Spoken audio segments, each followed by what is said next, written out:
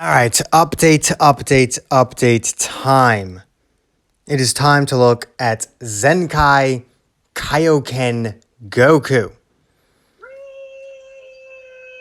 And you can hear that. That's the man's. We got him with us. I'm not live streaming this because this shit happened so late, and at this point, I'm just not really willing to be live on YouTube for like 15 minutes.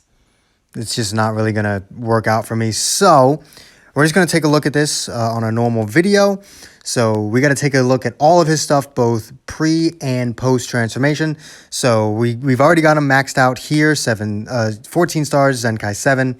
And stats, pre-transformation looking like 2.4 million health, 256,000 strike, 237,000 blast, 171,000 strike defense, and 164,000 blast defense.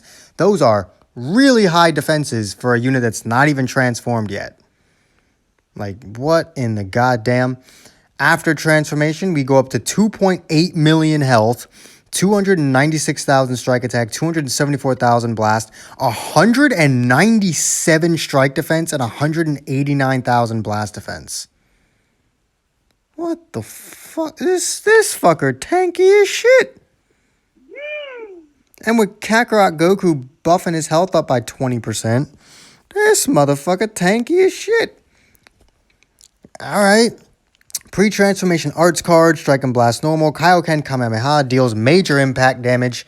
Inflicts enemy with attribute downgrade plus 25% to damage received for 15 timer counts. Green card, draw a strike arts card next. 20% to strike damage inflicted for 20 counts. Pretty long amount of time there. Post-transformation, strike and blast stay the same. Kaioken Kamehameha. Before using special arts, so before using the green card, deals massive impact damage, inflicts enemy with attribute downgrade plus 25% to damage received for 15 timer counts, and after using the green card, deals massive impact damage plus 100% to special move arts damage inflicted for 5 timer counts, forcefully cancels own transformation on hit. Essentially, his blue card has supreme impact damage after you use the green card. 3 times Kaioken. Restores ki by 40, restore own vanishing age by 40%. Applies the following effects to self until transformation ends, plus 30% to damage inflicted, cannot be cancelled, activates once. Plus 40% to ki recovery, cannot be cancelled, activates once. Special move arts card turns into times 4 Kaioken Kamehameha. So that's pretty much it. After that point, you're only using the green card for the vanish recovery and the key, which is still good. That by itself makes the green card good, so all those extra perks are just that, extra perks. Pre-transformation main ability, I'll show you the Kaioken. Transform into times 2 Kaioken. Transformation lasts for 60 timer counts. Cancels own attribute downgrades. Z ability, obviously we know, is Blue or Tag Sun family. Zenkai ability is Blue and Saiyan Saga Z. Didn't expect that. I was expecting Blue Saiyan or Blue Sun family. Blue Saiyan Saga Z. Interesting. So what is he going to buff? He's going to buff the new Nappa that's coming out next week. Because we know he's blue. Oh, so that is nice. Mm-hmm. He's going to buff one of the Cybermen, because one of them is blue. And he can Zenkai buff the support Goku. That's it. I think that's actually every single unit in the game that he can Zenkai buff. That you could realistically see in PvP. I'm all for it, actually. First unique before transformation, I'm getting excited, plus 20% to strike damage inflicted for 15 timer counts when this character enters the battlefield. Applies the following effects itself every time own attack is evaded with a vanishing step. Plus 20% to strike damage inflicted for 20 counts. Restore ki by 15. Pretty basic, whatever. Times 3 Kaioken's Toll. If a special arts are used during transformation, the following effects occur when transformation ends. Plus 15% to damage received for 15 timer counts. Reduces own ki recovery by 15% for 15 timer counts. So he still debuffs himself. Got it.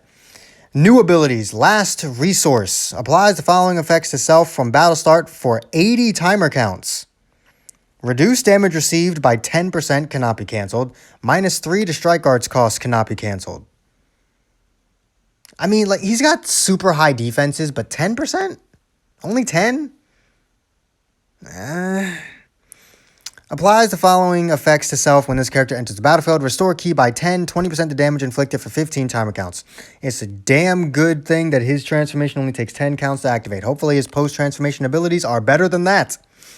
Post-transformation abilities, main ability, body, don't let me down.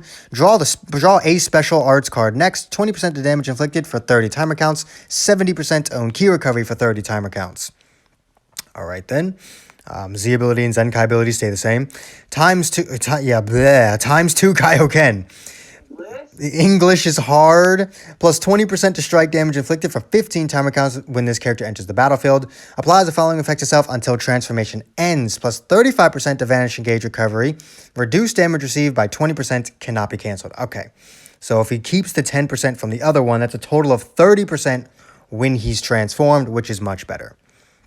Gotta risk it. Applies the following effect to self if own remaining health is 50% or lower after enemy attack is over. Activates once. Draw a special move arts card next. Increases arts card draw speed by 1 level for 15 timer counts. That's really weak. All right. Last resource. Applies the following. Okay, that's the same thing. His other uniques don't. Okay, the last one. Struggle against the limit. Applies the following effects to self when this character enters the battlefield. Restore ki by 20% to damage inflicted for 15 timer counts. Increases own arts card draw speed by 1 level for 10 timer counts. So there is an instance where if he's hit and he's below 50% and it doesn't kill him, he will have 15 counts of ×2 card draw speed, provided you brought him in mid-combo. And actually, even then, depending on how long the combo lasts, you could end up having anywhere from like 8 to 5 counts of level 2 card draw speed, which after that point, you still have to initiate a combo. So yeah, essentially you'll see maybe 2 counts of level 2 card draw speed. I'm gonna be completely honest with you. His stats look dumb, but his abilities, they're kind of lackluster. Like, his stats are going to carry him. I'm going to say this right now. His stats are going to carry him. Those high-ass defenses, those are going to carry him. You are not going to kill this fucker while he is transformed.